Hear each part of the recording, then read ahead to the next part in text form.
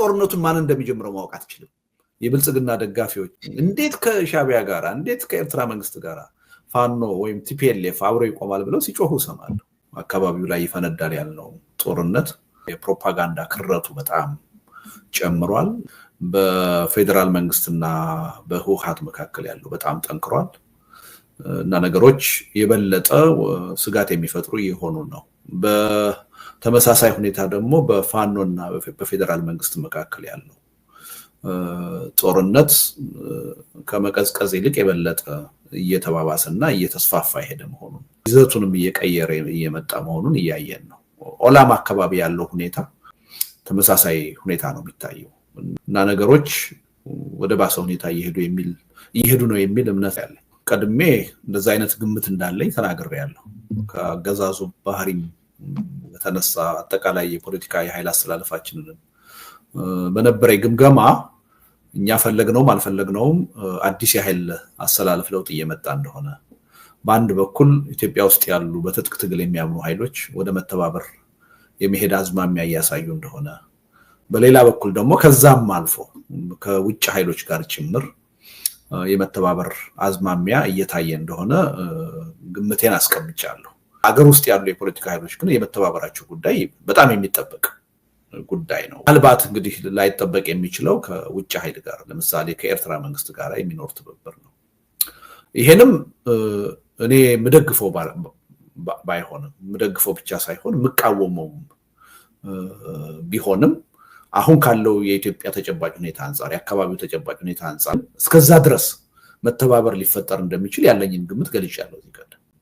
አሁንም ወደዛ አዝማሚያ እየሄደ ይመስላል ሁኔታው። አሁን የምናየው ማዝማሚያ ይሄ ይመስለኛል። ከኤርትራ መንግስት ጋር ተባብሮ የኢትዮጵያን ችግር መፍታት ይቻላል የሚል እምነት የለኝም። በዚህ ምክንያት ከኤርትራ መንግስት ጋር የሚደረገውን ጥምረት አልደግፈውም፣ ቃወመዋለሁ። ግን እንኳንስ ተቃዋሚ ኃይሎችና የአቅም ውስንነት ያላቸው ተቃዋሚ ኃይሎችና የኢትዮጵያ መንግስት እኮ የኤርትራን መንግስት እኮ ጋብዞ በኢትዮጵያ ጣልቃ እንዲገባ አድርጎ እኮ ኢትዮጵያውያንን እኮ እንዲጨፈጨፉ አድርጓል። እንኳንስ ተቃዋሚ ማለት ነው፣ ሪያሊቲውን ስናየው ማለት ነው። እንኳንስ ተቃዋሚ መንግስት ነኝ የሚለው አካል ህዝብንና ሀገርን የሚያስተዳድር አካል ሻቢያን ጋብዞ በኢትዮጵያ ጣልቃ እንዲገባ አድርጎ የራሱን ዜጎች ያስጨፈጨፈበት ሁኔታ አይተናል። ስለዚህ ከዚህ አንፃር ተቃዋሚዎቹ ከሻቢያ ጋር እንተባበራለን ማለታቸው ላይደንቅ ይችላል። በምንም በመዘኛ ግን ያው ትክክል ነው የሚል እምነት የለኝም።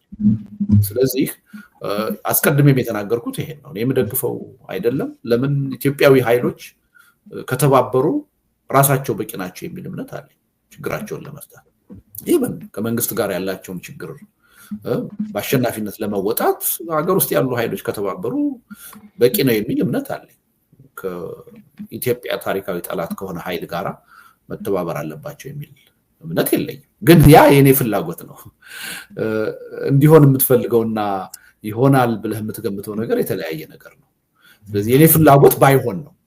ግን የኔ ፍላጎት ያው የፍላጎት ጉዳይ ነው። በተግባር ግን በተጨባጭ ግን መሬት ላይ ያለውን ነገር ካየ ነው ግን የሚተባበሩበት ሁኔታ የሚያስገርም አይደለም፣ የሚጠበቅ ነው። ይሆንም ያለው እሱ ነው። በተለይ መንግስት እንደ መንግስት የኢትዮጵያ መንግስት አንድ ጊዜ የኤርትራን መንግስት በሀገሩ ጉዳይ ላይ ጣልቃ እንዲገባ ካደረገ በኋላ ይሄን ጉዳይ እኮ ነውር አድርጎ ማየት ራሱ አስቸጋሪ ሆነ። አሁን ብዙ ጊዜ የብልጽግና ደጋፊዎች አባላት እንዴት ከሻቢያ ጋር እንዴት ከኤርትራ መንግስት ጋር ፋኖ ወይም ቲፒኤልኤፍ አብሮ ይቆማል ብለው ሲጮሁ ሰማለሁ። ሪሊ እኔ ልል እችላለሁ፣ ምክንያቱም ኮንሲስተንት ነው አቋሚ። ያኔ የኢትዮጵያ መንግስት ከሻቢያ ጋር ሲቆም ተቃውሚያለሁ። አሁንም የኢትዮጵያ ሌሎች ተቃዋሚ ኃይሎች ከሻቢያ ጋር ሲቆሙ ይቃወማል። የሞራል እንትኑ አለ ብዬ አምናለሁ። ይሄን ለማለት ግን አሁን አብዛኛው ፕሮፓጋንዳ ሲሰሩ ያገዛዙ ካድሬዎችና ደጋፊዎች ናቸው እና ሪሊ እነሱ ምን ሞራል አላቸው? አንድ ጊዜ በስልጣን ላይ ያለ መንግስት ያን አይነት ትልቅ ስህተትና ወንጀል ከሰራ በኋላ ሌሎችን ሊከስና ሰዎችን ለማሳመን ጉልበት ሊኖረው አይችልም። የኢትዮጵያ ተጨባጭ ሁኔታ ይሄን ነው የሚያሳየን።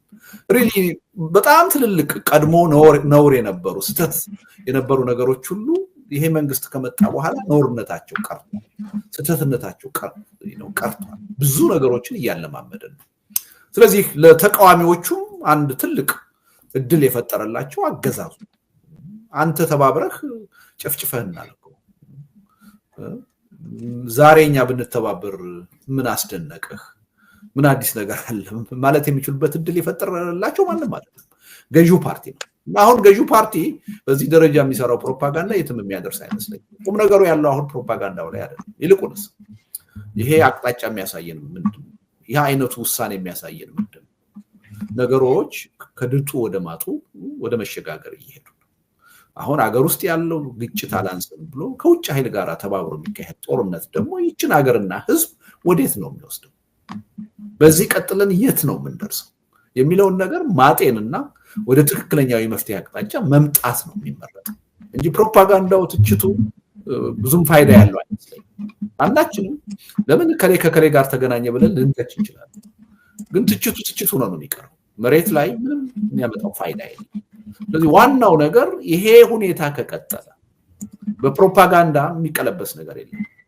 የሚቀር ነገር የለም አሁን ይሄን ትብብር ማናችንም ብንጠላው ብንቃወመው በኔ እምነት የሚቀር አይደለም ብዙዎቹ ኃይሎች ይሄ በስልጣን ላይ ያለ ኃይል የሁላችን ራይስ ነው የሁላችንንም ህልውና አደጋ ውስጥ ለማስገባት እየሰራ ያለ ነው ስለዚህ ለህልውናችን መተባበር አለብን ብለው ወስነው ስለዚህ ቁጭ ብሎ ነገሩን በተለየ መንገድ ማየት የት ያደርሰናል ስለዚህ በጦርነት ይሄን ችግር አንፈታው አዲስ አቅጣጫ ማየት አለብን በውይይት በድርድር መፈታት አለበት የፖለቲካ መፍትሄ ያስፈልጋል ወደሚለው መከዳል እዛ ለምን ደግሞ ዋናው ቁልፍ ያለው በአገዛዙ ወይ በመንግስት ጦረኛ ሁሉንም በኃይል አንበረከካለሁ የሚል ፖለቲካ በሚከተልበት አገር ተመሳሳይ ተቃዋሚ ነው የሚኖር በሚገባህ ቋንቋ አነጋግራል የሚል ኃይል ነው የሚኖረው ስለዚህ እንደማያዋጣ ተገንዝቦ መንግስት ወደ ሰላማዊ መፍትሄ መምጣት አለበት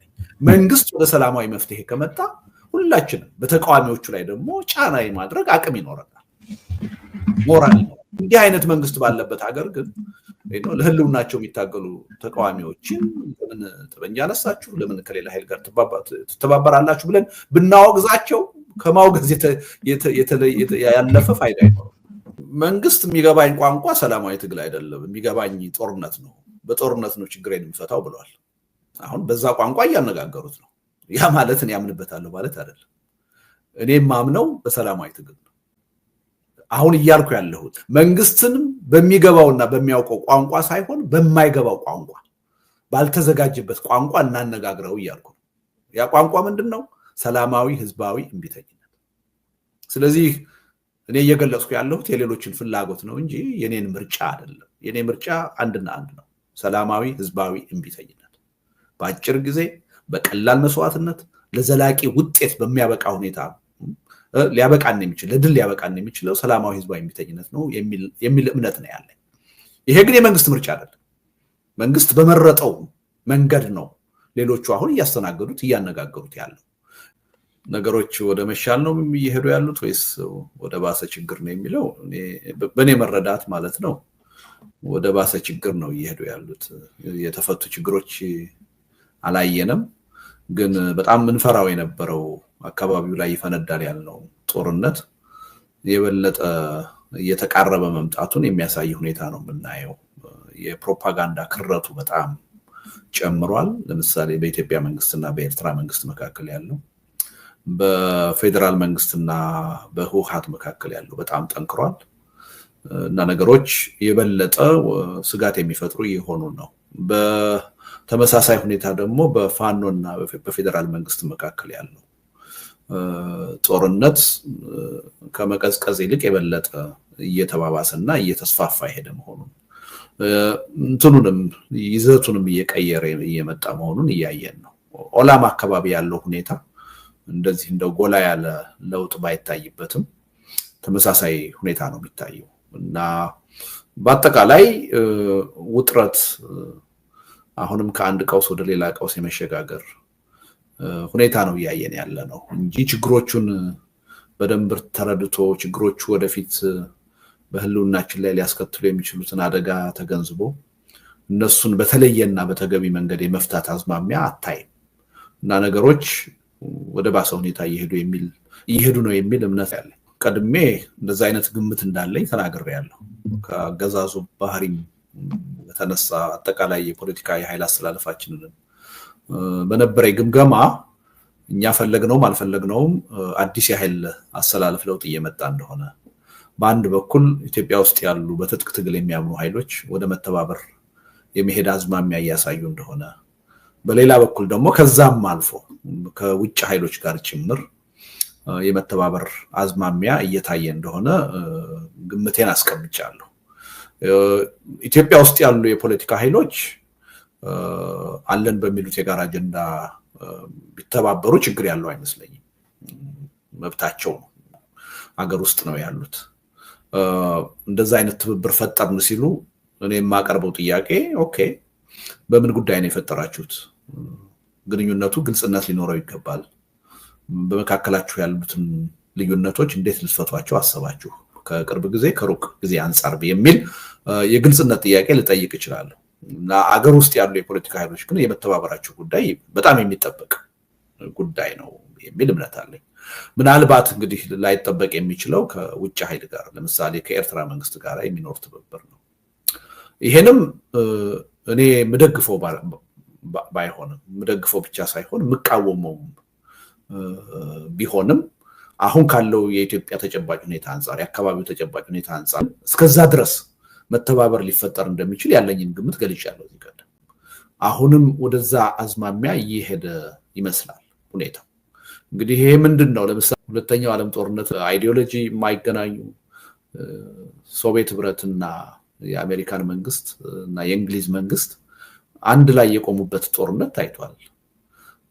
ሂትለር መጥቶ አጠቃላይ የዓለም ጠላት ሲሆንና የሁሉም ህልውና ፈተና ሲሆን የአይዲዮሎጂ ጉዳይ የተለያየ ልዩነት ጉዳይ እንቅፋት አልነበረም። በፍጹም አብረው ይቆማሉ የማይባሉ ኃይሎች በአንድ ጎራ ተሰልፈው የተዋጉበት ሁኔታ ነው ያየነው። እና አሁንም ኢትዮጵያ ውስጥ ያለው ተጨባጭ ሁኔታ አንድ መንግስት የሁሉም ጠላት ሆኖ ሲወጣ የሁሉንም ህልውና የሚፈታተን ሲሆን መተባበራቸው የማይጠበቅ አይመስለኝም። ያ ትብብር የት ያደርሳል? ይጠቅማል አይጠቅምም? የየራሳችን ግንዛቤ ሊኖረን ይችላል። የየራሳችን ድጋፍና ተቃውሞ ሊኖረን ይችላል። በተጨባጭ ግን ከታሪክም ከራሳችን ነባራዊ ሁኔታም እንደምንረዳው የሁሉንም ህልውና የሚፈታተን ሁሉንም በኃይል አንበረክካለሁ የሚል መንግስት ባለበት ሀገር ከሱ ተጻራሪ ያሉ ኃይሎች ወደ ትብብር የሚሄዳቸው ጉዳይ የሚጠበቅ ይመስለኛል። እና አሁን የምናየው ማዝማሚያ ይሄ ይመስለኛል።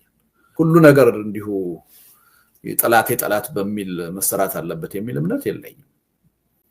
በተወሰነ ደረጃ መርሆች መኖር አለባቸው የሚል እምነት አለኝ። ከማን ጋር ነው የምቆመው? ከዛ ጋር ቆሜ በአጭር ጊዜ፣ በመካከለኛ ጊዜ፣ በሩቅ ጊዜ የማመጣው ውጤት ምንድን ነው የሚለው ነገር ሁሉ መታየት ያለበት ይመስለኛል። ስለዚህ ከዚህ አንጻር ለምሳሌ ጠቅላይ ሚኒስትር አብይ በእርግጥም ከኤርትራ ጋር ጦርነት ይፈልጋሉ ወይስ አይፈልጉም የሚለውን ነገር በእርግጠኝነት ማወቅ አይቻልም። ከእውነት ፈልገውም ሊሆን ይችላል፣ ሳይፈልጉም ጉዳዩን ለሌላ ፕሮፓጋንዳ መጠቀሚያ እያደረጉት ሊሆን ይችላል። እርግጠኛ መሆን ማናችንም እርግጠኛ መሆን አንችልም። እርግጠኛ ነኝ በመንግስት ስልጣን ላይ ያሉ በራሱ በጠቅላይ ሚኒስትሩ ዙሪያ ያሉ ትልልቆቹ ባለስልጣናትም ይሄን በእርግጠኝነት የሚያውቁ አይመስለኝም። ከጠቅላይ ሚኒስትሩ ውጪ ይሄ ሐሳብ የእውነት ነው ወይስ የማስመሰል ነው የሚለውን ማናችንም በእርግጠኝነት ማወቅ እንችል አይመስለኝም። ይሄ ጉዳይ ለምሳሌ ለሁለት ነገር ተብሎ ይመጣ ሊሆን ይችላል። በአንድ በኩል ከፍተኛ የሆነ መሳሪያና ገንዘብ ከአረብ ኤሚሬትስ የኢትዮጵያ መንግስት ያገኛል። ይሄ ነገር እንዳይቋረጥ ይፈልጋል። ይሄ ነገር እንዳይቋረጥ ይሄን አረብ ኤሚሬትስ በቀይ ባህር አካባቢ ፈልገዋለሁ የምትለው ጂኦፖለቲካዊ ጥቅም እኔ አሳካለሁ የሚለው አጀንዳ ጎልቶ እንዲታይ ሊፈለግ ይችላል። ይሄን በማሳየት የሚመጣው እርዳታ በገንዘብም በመሳሪያ እንዳይቆም ለማድረግ ሊፈልጉ ይችላሉ ጠቅላይ ሚኒስትሩ። ከዚህ አንፃር ሊሆን ይችላል በአንድ በኩል ማለት ነው። በሌላ በኩል ደግሞ ጠቅላይ ሚኒስትሩ ከፍተኛ የሆነ የቅቡልነት ችግር እየገጠማቸው ማህበራዊ መሰረታቸው ከጊዜ ወደ ጊዜ በከፍተኛ ፍጥነት እየተሸረሸረ ከህዝብ እየተነጠሉ። ስለዚህ የህዝቡን አይምሮ ሊኮረኩር የሚችል አጀንዳ ምንድን ነው? ይሄ ሰውዬማ የኢትዮጵያን ጥቅም ሊያስከብር ትልቅ አጀንዳ ይዞልን መጥቷል ብሎ ድጋፍ እንዲሰጣቸው ይፈልጋል። ይሄን ዛሬ አይደለም የምናገረው ገና ከ3 ዓመት ከ4 ዓመት በፊት የቀረቻቸው አጀንዳ 2 ናት ወደፊት የሚመዟት። አንደኛው አጀንዳ የቀይ ባህር አጀንዳ አንድ ወቅት ይመዙታል። ሁለተኛው አጀንዳ ህገ መንግስቱን እቀይራለሁ አሻሽላለሁ የሚል አጀንዳ የሚል ነበር። እነዚህ ሁለቱ አሁን ፓይፕላይን ላይ ያሉት የቀይ ባህር ጉዳይ ይኸው በከፍተኛ ደረጃ እየተቀሰቀሰበት ነው። ከዚህ አንፃር ሊሆን ይችላል ጠቅላይ ሚኒስትሩ ይሄን ነገር እያቀነቀኑ ያሉት በእውነት ከልባቸው ጦርነት ለማካሄድ ወስነው ላይሆን ይችላል። ወስነውም ደግሞ ሊሆን ይችላል። ሌጋሲ ምንድነው የሚሆነው በኢትዮጵያ? እኔ ታላቅ መሪ ሆኜ በታሪክ መወሳት አለብኝ። ለዛ ደግሞ ሊያበቃኝ የሚችለው ቀይ ባህርን ወይም አሰብን ካስመለስኩ ነው የሚል እምነትም ሊኖራቸው ይችላል። ስለዚህ የውጭ ኃይሎችን እርዳታ ተጠቅሜ የኤርትራን መንግስት አንበርክኬ የባህር በር ኢትዮጵያ እንድታገኝ ላደርግ ይችላል ብለው ሊያስቡ ይችላል። አስቡም ልል አልችልም። በጣም አምቢሽየስ የሆኑ ጠቅላይ ሚኒስትር ናቸው። ግን በሁለቱም መንገድ ቢሆን ይሄ ሰውዬ እያሰቡ ያሉት ጦርነቱን አያስቀረው እንዲመጣ ነው የሚያደርገው። አንድ ጊዜ እንዲህ አይነት የጦርነት ቅስቀሳ ውስጥ ከገባህ በኋላ ሌሎች ኃይሎች አንተን በትሬትነት እንዲያዩ ካደረክ በኋላ ጦርነቱን የግድ አንተ መጀመር የለብህ።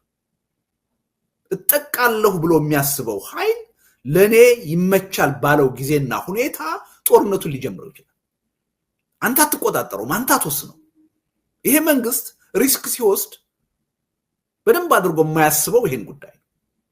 አንድ ጊዜ የጦርነት ተረክ ውስጥ ከገባህ፣ የጦርነት ፕሮፓጋንዳ ውስጥ ከገባህ ከዛ በኋላ ጦርነቱን ማን እንደሚጀምረው ማወቅ አትችልም።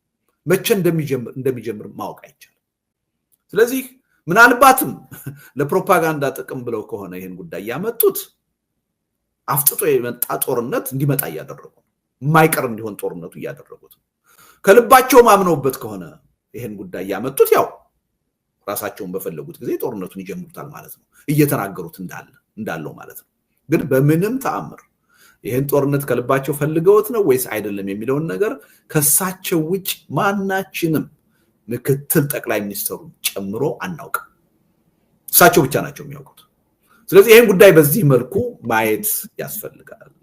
ለሁሉም እኔ አንደኛ ኢትዮጵያ ተጨማሪ ጦርነት አሁን አያስፈልጋትም። ሁለተኛ የባህር በር ኢትዮጵያ ለማግኘት የምታደርገው የመብት ጥያቄ በዚህ መልኩ አይደለም ይፈጸም አይደለም፣ በጦርነትና በኃይል አይደለም። አንድን ሉዓላዊ ሀገር በመውረር አይደለም፣ እውቅና በመንሳት አይደለም። የበለጠ እንደውም የባህር በር የማግኘት እድላችን ሰፊም የሆነው በትብብር ነው። ሰላማዊ ሁኔታ በሀገራችንም በአካባቢው በመፍጠር ነው፣ በሰጥቶ መቀበል ነው፣ በመተሳሰብ ነው። በጦርነት በኃይል ምንም የምናመጣው ጥቅም የለም። እኔ 100% እርግጠኛ ነኝ ኢትዮጵያ በዚህ መንገድ የባህር በር ፍላጎቷን ልታሳካ አትችልም። ይልቁንስ የገጠማትን የህልውና ፈተና የህልውና አደጋ የበለጠ ታፋጥነዋለች፣ ወደ ባሰ አዘቅት ውስጥ ትገባለች። ከዚህ የተሻለ መፍትሄ በዚህ መንገድ ማምጣት ይቻላል የሚል እምነት የለኝም። እና አንዳንድ የዋህ ዜጎች ምናልባት እንዴ ኢትዮጵያ የባህር በር ካገኘች ለምን እንቃወማለን ሊሉ ይችላሉ።